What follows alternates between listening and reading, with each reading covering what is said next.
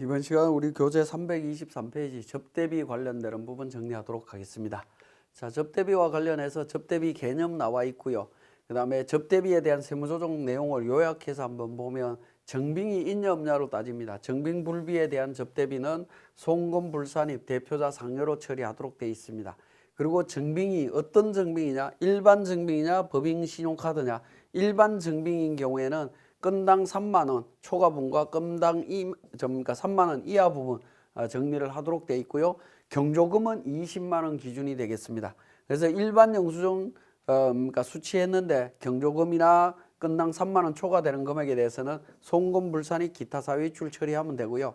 나머지 금액에 대한 부분 3만원 이하 금액하고 법인카드 사용분은 접대비 한도 계산해서 한도 초과 부분에 대해서 송금불산이 기타 사유이출, 한도 미달 금액에 대해서는 송금 인정한다라고 해서 조금 복잡하게 세무조정이 이루어지도록 되어 있습니다. 주의해 주시고, 접대비로 보는 부분에 대해서 법인이 그 사용인이 조직한 조합, 단체에 복리시설비를 지출한 금액, 이 금액도 접대비로 보도록 되어 있고요. 약정에 의해서 채권의 전부 또는 일부를 포기한 금액, 약정에 의해서 포기하는 금액은 대손금이냐라는 건데 대손 처리 안 됩니다. 기부금 아니면 접대비로 처리하도록 되어 있습니다. 자, 특수관계가 있는 경우에는 부당행위 계산 부인 규정이 적용이 되고요. 특수관계가 없는 경우에 정당한 사유가 있다라고 하면 대손금으로 처리가 되겠지만 정당한 사유가 없다라고 하면 접대비 또는 기부금으로 처리할 수 있다라는 겁니다. 접대비 또는 기부금에 포함해서 세무조정 진행해 주시면 되겠습니다. 자, 접대비로 보지 않는 케이스 있습니다. 접대비인데 접대비로 안 보는 거죠.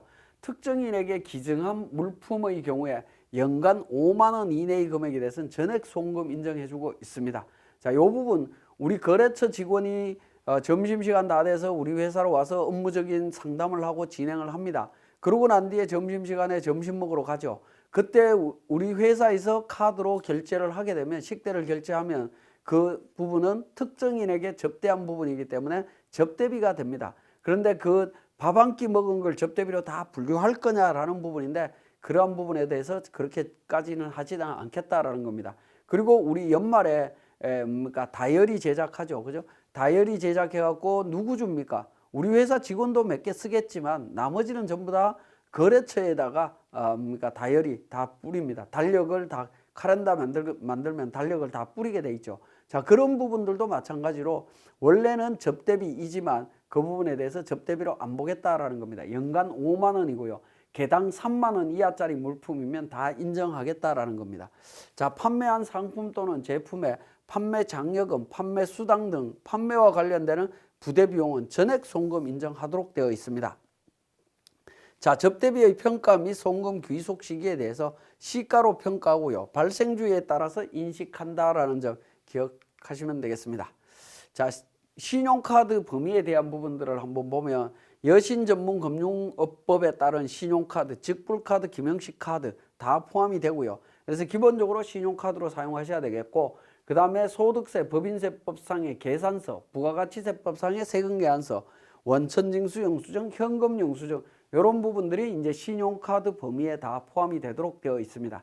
다만 이제 개인형 법인카드라고 해서 신용카드 제도가 처음 도입됐을 때 있었던 제도가 있었는데 그 부분에 대해서는 지금은 인정되지 않습니다. 전액 송금 불산입된다라는 사실 기억하시고, 신용카드 등 수취 의무 면제 접대비가 있습니다. 이게 이제 실무상으로는 굉장히 좀 중요한 부분으로 이해가 되고 있는데, 왜냐하면 신용카드를 사용하고 싶은데 신용카드를 사용할 수 없는 경우들이 있습니다.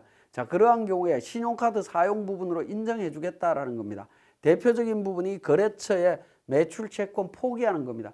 매출채권을 포기한 케이스 같은 경우에는 과거의 매출채권, 세금계산서 다 거래가 일어났겠죠. 그런 이유 때문에 그러니까 신용카드 사용 접대비로 인정을 한다라고 보시면 되겠고, 판매 장려금이나 채무의 대입변제, 현물 접대비, 그 다음에 법인이 자기 제품 등을 구입할 수 있는 상품권으로 제공하는 접대비, 뭐 이런 부분들도 신용카드 부분으로 인정을 합니다. 자, 그 다음에 최근에 이제 가장 많이 발생하고 있는데, 설날이라든가 또는 그러니까 추석 때 우리 농어민으로부터 농산품 구입해 갖고 직접 공급받아 갖고 거래처에 이렇게 선물로 보내는 경우들 있죠. 그러한 경우에 농민이나 어민들한테 세금 계산서, 계산서 이런 거 못 받습니다. 그죠? 그러다 보니까 그분들한테 직접 그러니까 계좌 이체하면 인정받을 수 있습니다. 그래서 직접 재화를 공급받고 그 대가를 금융회사 등을 통해서 지급한 경우 요 접대비 신용카드 사용분으로 다 인정받을 수 있다라는 겁니다. 요 부분 잘 기억하셨다가 내용들이 있으면 활용하시면 되겠습니다. 자, 일반 접대비 한도액에 대한 부분인데 일반 접대비 한도액은 1,200만 원입니다. 기본 1,200만 원에 중소기업 3,600만 원입니다. 여기에 수익금액 한도가 있습니다. 수익금액에 비율이 적용이 되는데 0.3%, 0.2%, 0.03% 적용되도록 되어 있습니다.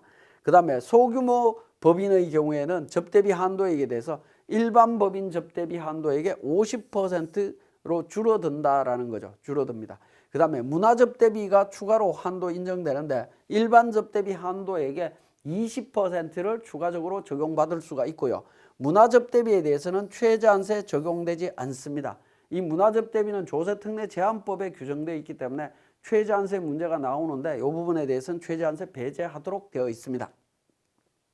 자, 승실신고 확인서 제출 해당 여부 관련되는 내용 나오는데 요거는 그러니까 업무용 승용차 관련될 때 제가 말씀드렸던 내용이기도 합니다. 왜냐하면 소규모 내국법인에 해당이 되느냐라는 거죠. 소규모 내국법인의 조건이 지분율 50% 초과, 그 다음에 직원수 5명 미만, 그 다음에 그러니까 부동산 임대업이 주업이거나 이자 배당 부동산 임대소득이 매출액의 그러니까 50% 이상인 경우에 적용이 됩니다. 이때 기업회계에 다른 요건은 다 갖춰졌는데 기업회계 기준에 따른 매출액은 없지만 법인세법 시행령에 따른 가목에서 다목, 이자 배당 부동산 임대소득 금액이 있다라고 했을 때 소규모 법인에 해당이 되느냐, 소규모 법인에 해당이 된다라는 걸 이야기하고 있습니다. 자, 그 다음에 나오는 게 이제 특수가계자한테 자금 대여하고 받은 이자, 인정이자 금액도 포함해서 이자 소득으로 보느냐라는 건데 그렇다라고 나와 있습니다. 자, 보시면 되겠고, 자, 지금까지 설명드린 내용을 우리 세무사랑 프로에서 다시 정리하겠습니다. 자, 교재 327페이지에 보시면 신용카드 등 수취 의무 면제 접대비 중에 농어민으로부터 직접 재화를 공급받는 경우 어떻게 할 거냐 하는 부분인데요. 자, 이 부분은 우리 회계관리 쪽에서 일반 전표를 입력할 때 정리하는 부분으로 먼저 살펴보도록 하겠습니다. 우리 교재 3월 28일자에 농어민으로부터 받은 접대비가 있습니다. 자, 홍길동이한테 받았는데요. 이때는 이제 적요를 등록을 해서 사용을 하셔야 됩니다. 우리 적요는 우리 F8번 적요 수정이라고 하는 기능을 통해 갖고 제가 13번에 농어민 지출 접대비라고 해서 이렇게 하나 등록을 했습니다. 등록을 해서 13번으로 이렇게 회계 처리했다라고 하면 자, 50만 원 입력을 하게 되겠죠. 그죠? 그러면 명세서 제출 대상 제외 내역에서 3번 제외 내역에서 송금 명세서 지출분을 선택하게 됩니다.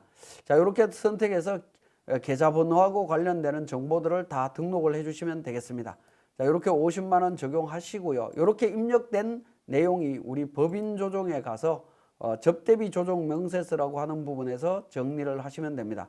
농어민 접대비 관련되는 부분 반영을 해주시는데 이 반영이 어떻게 처리되냐 하면 F6번에 과목 설정이라고 하는 부분이 있죠. 여기에서 접대비 계정 과목 관련해서 적요를 쭉 연결을 시켜 주시면 됩니다.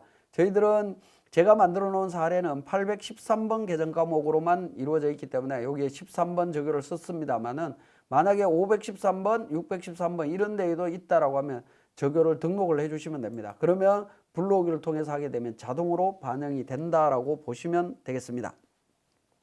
자, 그러면 이제 구체적으로 우리 사례를 통해서 한번 살펴보도록 하겠습니다. 우리 교재 사례는 333페이지에 있습니다. 접대비 조정 명세서 작성하고 해라라고 되어 있는데요. 자, 일단 기본적으로 제가 전체 삭제를 하고 내용을 살펴보도록 하겠습니다. 자, 접대비 입력 부분 탭에서 F12 불러오기를 통해서 작성을 합니다. 자, 불러오기를 통해서 작성하면 접대비 계정 과목 관련되는 정보 다 확인이 가능하고요.